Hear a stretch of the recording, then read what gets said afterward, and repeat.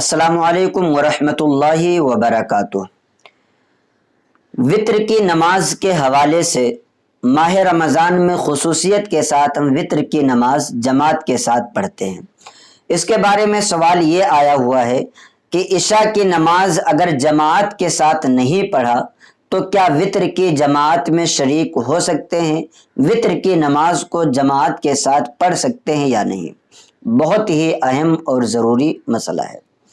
سب سے پہلے آپ یاد رکھیے کہ یہ مسئلہ ایسا ہے جس میں علماء کرام کا فقہاء کرام کا اختلاف ہے، لیکن صحیح اور راجح قول، بہتر قول یہی ہے جو ابھی میں آپ کو بتانے جا رہا ہوں۔ رد المحتار میں ہے کہ اذا لم يصلی الفرض لا يتبعه فی الوتر، کہ اگر کوئی شخص عشاء کی فرض نماز کو جماعت کے ساتھ نہیں پڑھا ہے تو وہ وطر کی نماز بھی جماعت کے ساتھ نہ پڑھے۔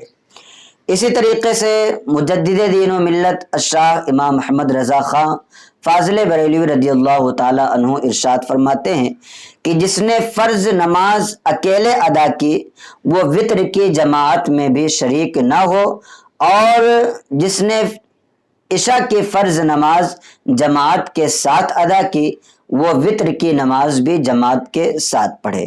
فتاوی رضویہ جلد نمبر 7 صفحہ نمبر 555۔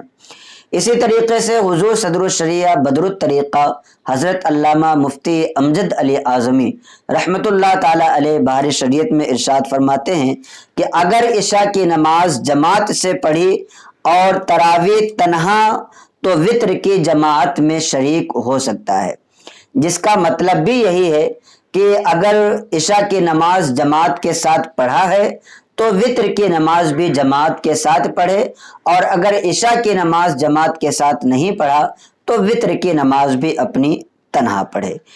یہ بحر شریعت حصہ 5 صفحہ نمبر 693 پر یہ مسئلہ موجود ہے۔ ایسا ہی فتاوی فقیہ ملت میں بھی موجود ہے کہ اگر عشاء کی نماز جماعت کے ساتھ پڑھا ہے تو وطر کی نماز بھی جماعت کے ساتھ پڑھے، یہ بہتر ہے، اور اگر عشاء کی نماز اکیلے پڑھا، تنہا پڑھا تو وطر کی جماعت میں بھی شریک نہ ہو۔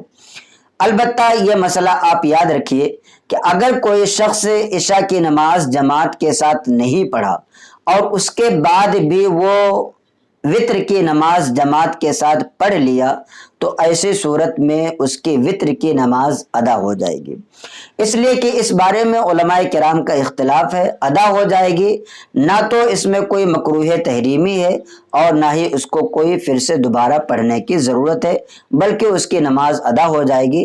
ہاں، بہتر طریقہ یہ ہے کہ اگر عشاء کی نماز جماعت کے ساتھ پڑھی ہے تو وطر کی نماز بھی جماعت کے ساتھ پڑھے، اور اگر عشاء کی نماز تنہا پڑھی ہے تو وطر کی نماز بھی تنہا پڑھے۔